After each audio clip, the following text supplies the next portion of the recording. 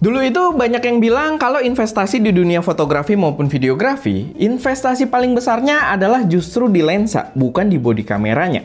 Tapi setelah gua coba setup ini, gua rasa hal tersebut udah nggak terlalu valid lagi.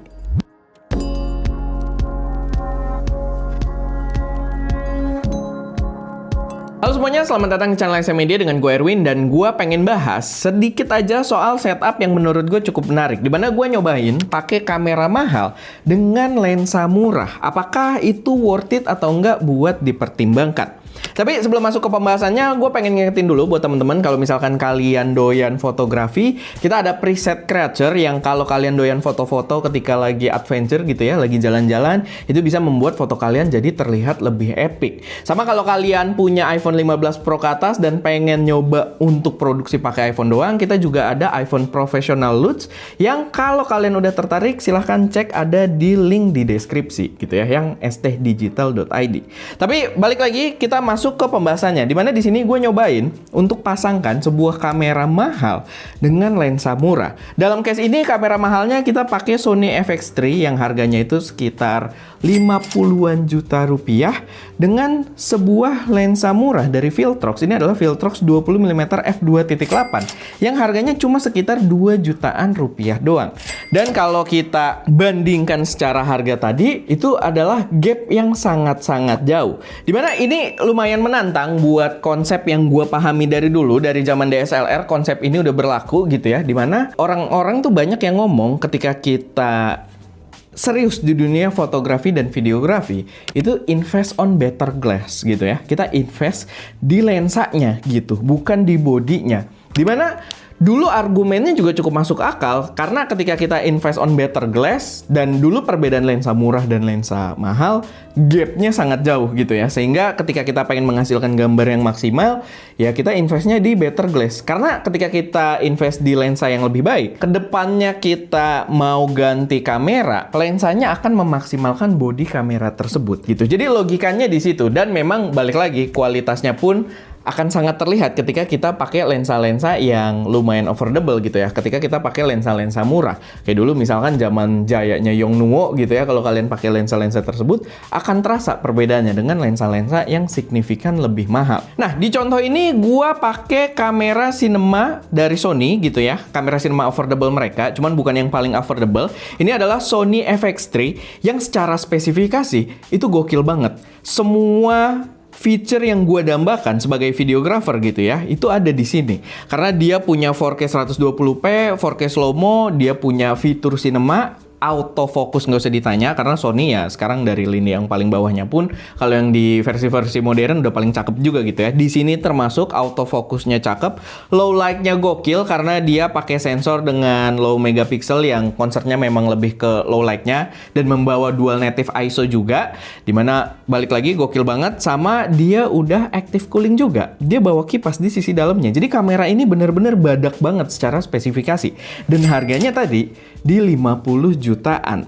Jadi ini adalah salah satu kamera yang menurut gue dream kamera juga untuk para teman-teman videographer. Belum lagi secara tampang juga dia nggak usah di rigging pun. Dia kalau di rigging cakep abis, tapi nggak usah di rigging pun dia memberikan kesan profesional di depan klien kalian. Nah, buat lensanya itu kita pakai Viltrox 20mm f2.8. Lensa harga sekitar 2,5 jutaan doang.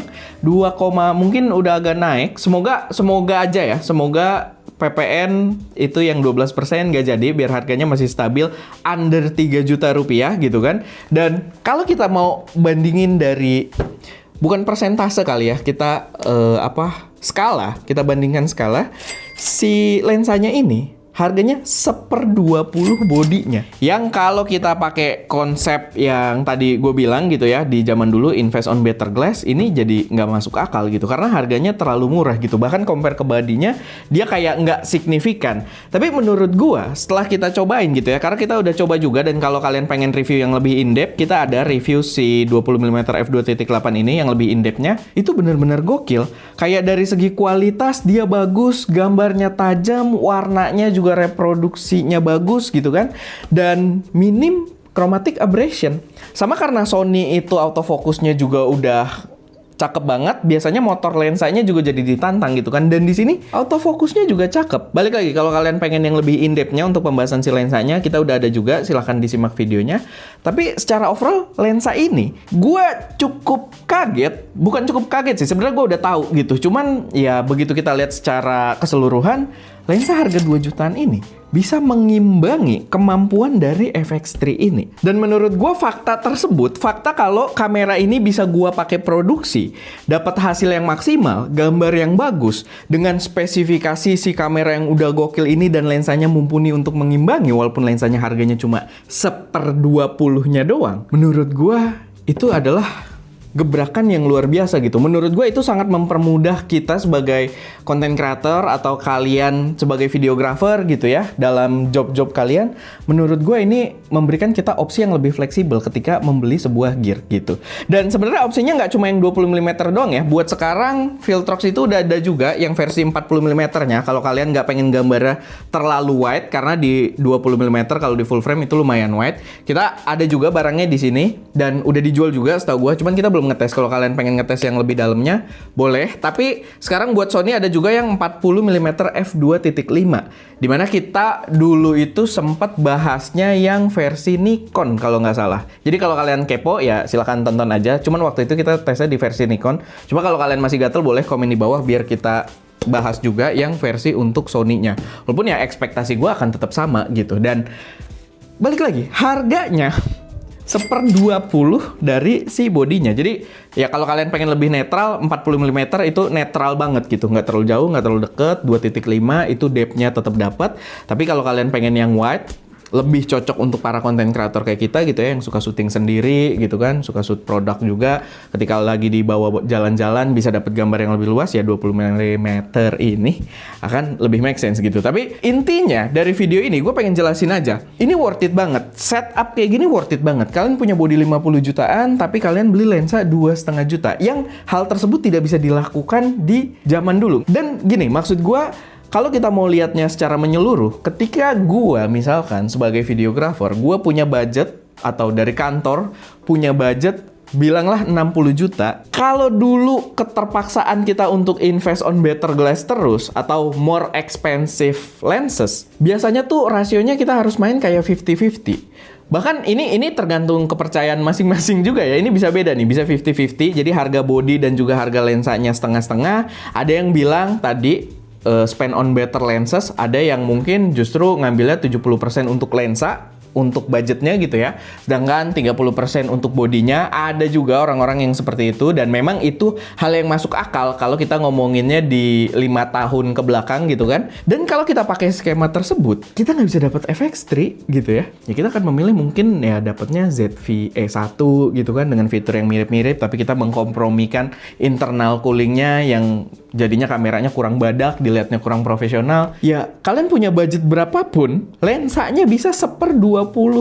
Ya itu kalau di budget ini sih, spesifik ini. Tapi maksud gue, lensanya bisa cuma 10% dari budget kalian gitu kan. Dan itu nggak signifikan. Dan kalian jadi lebih bisa mengalokasikan budget kalian itu full ke bodinya, yang translate-nya tuh lebih gampang dilihat dengan jelas ke spesifikasi gitu. Kalau body kamera kan enak, kita harganya lebih tinggi tuh kelihatan gitu, spek-spek yang kita dapat wah lebih cakep gitu, secara spesifikasi juga lebih jelas. Kalau lensa kan enggak gitu. Kalau lensa tuh ya dulu pembedanya lensa murah gambarnya jelek, lensa bagus gambarnya bagus gitu. Tapi secara spesifikasi jelasnya nggak sejelas body kamera gitu. Sedangkan kalau body kamera kita bisa lihat dengan sangat jelas gitu. Jadi dengan konsep kayak gini kita bisa mengalokasikan budget kita itu untuk bodinya gitu. Kayak gini sekarang, misalkan budget kalian di 60 juta, ya udah beli lensanya yang murah aja, nggak apa-apa.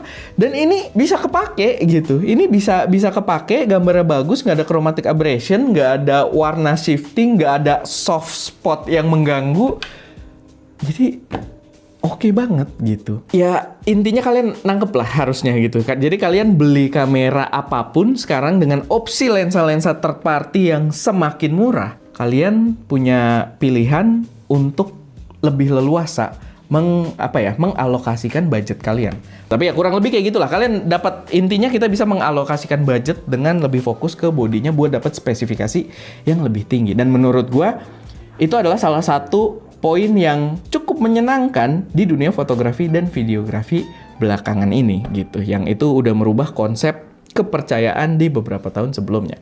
Tapi ya, paling itu aja sih. Semoga bermanfaat. Silahkan taruh juga pendapat kalian di kolom komentar. Kalian setuju atau nggak sama gua? Karena menurut gua, ya buat kita diskusi juga gitu. Nggak selalu gua harus benar juga. Jadi ya, boleh taruh aja semuanya di kolom komentar.